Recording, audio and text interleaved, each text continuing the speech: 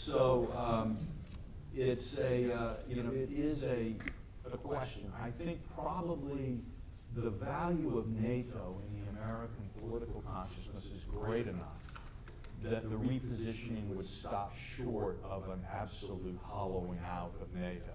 It's also true enough that geographically speaking, bases in Europe are useful enough to, for force projection further afield, that there would be additional arguments for keeping them there. So I would not actually think that would be a flashpoint,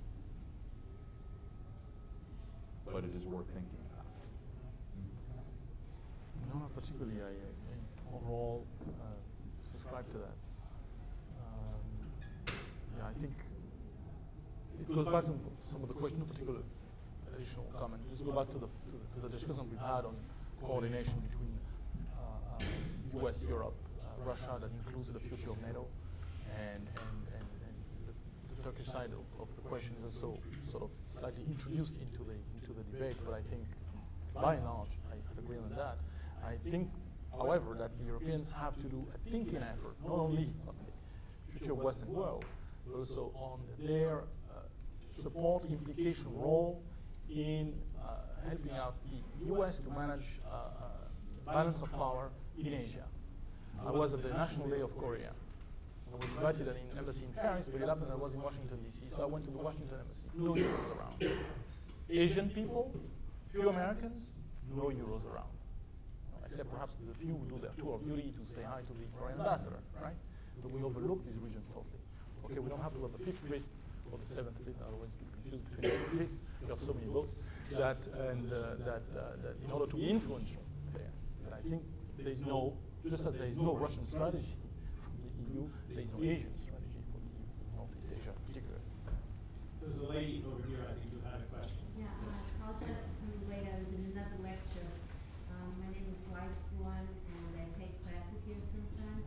And I'm just, I don't know exactly what you talked about in the lecture, but in general, there was an interesting perspective. I was reading something by Mead on Andrew Jackson, who was the 7th President of the United States, and he was going on about the fact that Jackson had a very exciting campaign, and he was running for elections. And this was in the 1830s, and he was saying how foreign journalists who came to America and were viewing the campaign and the elections was saying how they felt that the American elections were quite different from the European system, and that people kept on talking about personality or emphasizing personality. It was a very emotionally driven campaign, and he said somehow the issues weren't that as important as the personality, the type of person that Andrew Jackson was, his previous successes, et cetera, et cetera. And I think this has something to do with dichotomy that transpires in the American political system, that when people are up for elections and they campaign, whoever the candidate is, you know, it's very, there's a lot of hype, and there's a lot of media, and there's a lot of brass band kind of situation. And then when they actually ease into the presidency and they have to deal with political issues, sometimes the platform and the issues become slightly or very different from what the campaign was. And I think this is a particularly American phenomenon, or it happens in America more than it happens in other countries, like in Europe and overseas. Would you agree with this? I mean, in terms of, you know, how to deal with the American president after the election and what transpires, as opposed to what the people or the world media are exposed to before they actually get elected.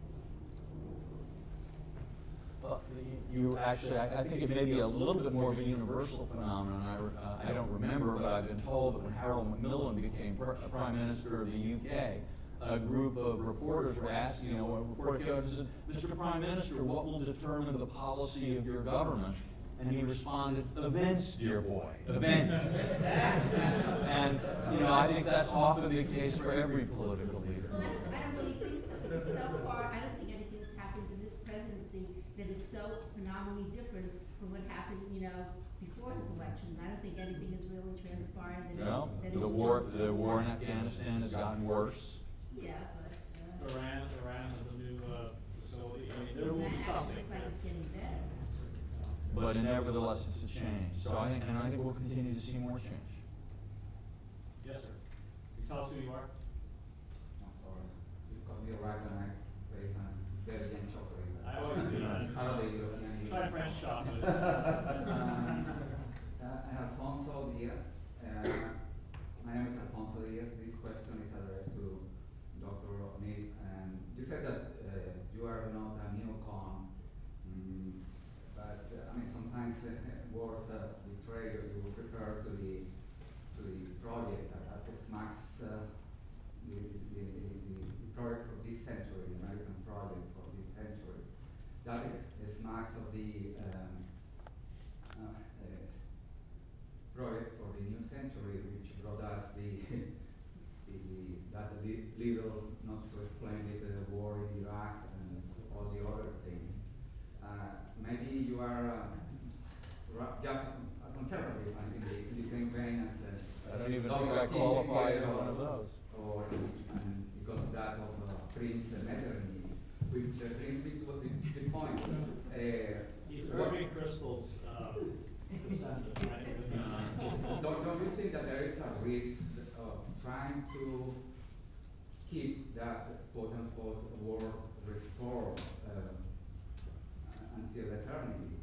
I mean, why don't we bring back that Kennedy historian? I think he's still at Yale or Stanford. I think it's for Kennedy.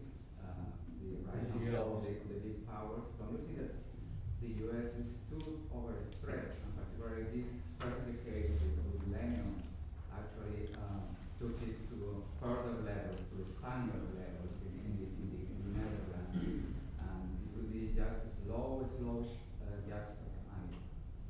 our ancestors, the Spaniards, and maybe Iraq was their Netherlands, and I don't know who were the ones who defeated them, but will you comment on that? Sure. Well, for a couple of things. One, just because you use words like America, century, and project doesn't mean you agree with everyone else who uses those words.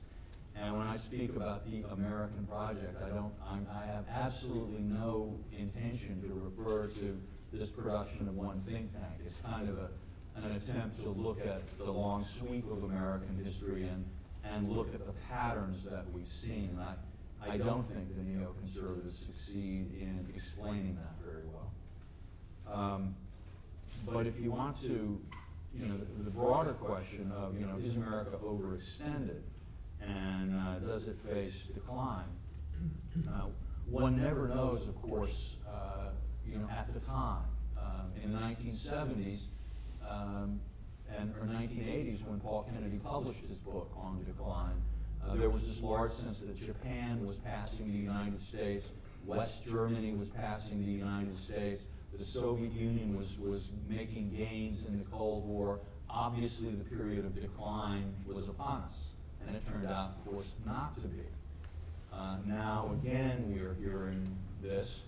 Maybe these voices are right this time. Maybe they're wrong. And we'll have to wait and see. But it is interesting, though, to look at the defense budget as a percentage of GDP.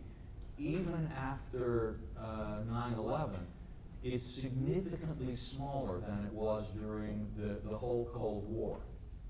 So it's hard to, so that if the U.S. is facing questions of overextension in terms of financial commitments to the military overseas, it's hard to argue that a greatly swollen military budget is the cause. One might argue that the U.S. may face a different kind of overextension, which is overextension of a welfare state at home. I mean, this is part of, I think, what is driving the urgency of President Obama's effort to reform health care, is to look at the long-term fiscal implications of Medicare. And that basically, given the fact that Americans seem determined to grow older, and that scientists seem determined to continue making new discoveries, it's getting more expensive to treat each American, and they're getting to be more older ones. So if you look at the percentage of the federal budget, it's the percentage spent on health care that is exploding.